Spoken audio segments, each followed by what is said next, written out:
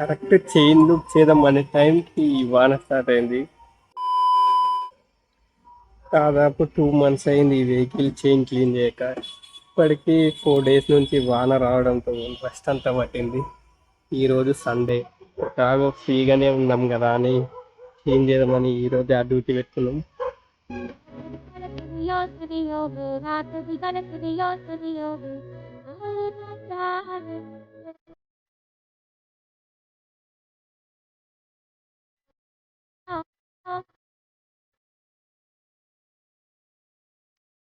Correct chain look చేద్దాం అనే టైంకి వాన స్టార్ట్ అయింది.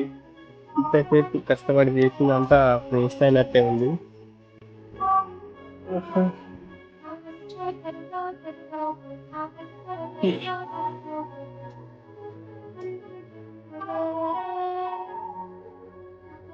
మళ్ళీ వాటర్ వాటర్